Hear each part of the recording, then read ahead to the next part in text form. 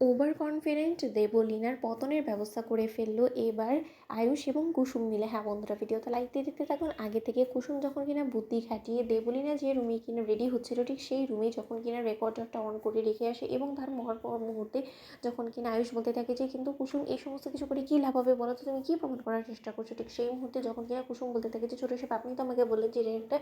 CCTV camera, এটার মধ্যে সমস্ত কিছু রেকর্ড হয়, তাই এই এত দিন ধরে যে সমস্ত অন্যায় কাজগুলো করেছে সেই সমস্ত কিছু যদি একবার মুখ ফসকে দেবলীনা ম্যাডাম তার মায়ের সঙ্গে বলে ফেলে তাহলে সেই সমস্ত কিছু এই ক্যামেরায় রেকর্ড হবে এবং এই সমস্ত কিছু যদি একবার আমরা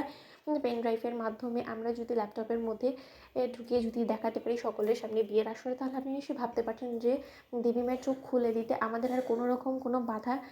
পড়তে হবে না। ঠিক সেই মুহূর্তে যখন কিনা আয়ুষ বলতে থাকে কিন্তু এই সমস্ত কথা আদৌ কি বলবে দেবলীনা, আমার তো কিছুই মাথায় ঢুকছে না। ঠিক সেই মুহূর্তে যখন কিনা কুসুম বলতে থাকে যে অফকোর্স বলবে, আপনি শুধু অপেক্ষা করুন। ঠিক সেই সময় যখন কিনা দেবলীনা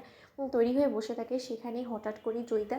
যায় এবং জয়িতা বলতে থাকে ও মাই গড বেবি, আমি কোনোদিন ইম্যাজিনও করিনি যে তুমি এতটা বিউটিফুল হবে এবং এতগুলো গোল্ড পরে তুমি থাকবে, রাজরানী হবে তুমি বেবি, এবং তার পাশাপাশি আমার স্বপ্নের কথাও কিন্তু একটু মাথায় রেখো। ঠিক সেই সময় যখন কিনা কুসুম সেখানে গিয়ে বলতে থাকে যে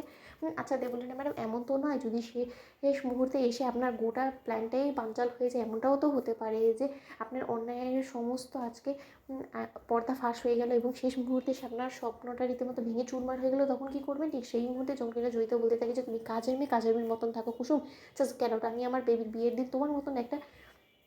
কার মুখে সাপকে দেখতে চাই না। ঠিক সেই মুহূর্তে সেখান থেকে যখন কিনা কুসুম সরে যায় তখনই আয়ুষ বলতে থাকে যে কুসুম এই সমস্ত কথা বলে তুমি কী প্রমাণ করতে চাইলে আমি কিছুই বুঝতে পারছি না। অন্যদিকে কুসুম বলতে থাকে যে দেখুন না, এবার সব হবে,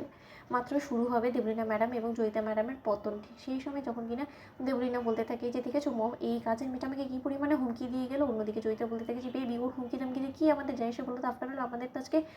লাস্ট ডে তাই না, আমাদের প্ল্যানিং প্লটিংয়ে তো আর কোনো রকম কোনো প্রয়োজনই পড়বে না, কারণ আজকের বিয়ের মাধ্যমে তুমি সম্পূর্ণরূপে এবারে বউ হয়ে আসবে এবং তার পরবর্তীতে আমাদের জ্যাকপট লেগে যাবে এবং তার পরবর্তীতে ইন্দ্রাণী গাঙ্গুলি থেকে শুরু করে এবারের সমস্ত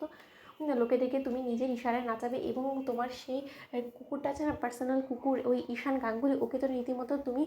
গলায় দড়ি পেঁচিয়ে তুমি ওকে সঙ্গে সঙ্গে নিয়ে ঘুরবে এবং ইন্দ্রাণী গাঙ্গুলি চেয়ে চেয়ে দেখবে এবং ইন্দ্রাণীকে আমরা সমস্ত রূপে সমস্ত কিছু ওর কাছ থেকে কেড়ে নিয়ে ওকে পথের ভিখারি করে দেওয়াটাই আমাদের মূল লক্ষ্য এবং আমাদের সেই লক্ষ্যতে আমাদেরকে কেউ বাধা দিতে পারবে না। তাই ওর কথা তুমি কান দিও না তো বেবি। এবং তার পাশাপাশি আরেকটা জিনিস অ্যালার্ট থেকেও যে বিয়ের শেষ মুহূর্তে এসে এই কুসুম কিছু একটা অঘটন ঘটানোর চেষ্টা করবে এবং কোনো মতে যাতে রওশন সেখানে সে হাজির নয়, কারণ তুমি তো খুব ভালো করে জানো যে রওশনের সঙ্গে তোমার প্রেমের সম্পর্কটা যদি একবার দেবলীনা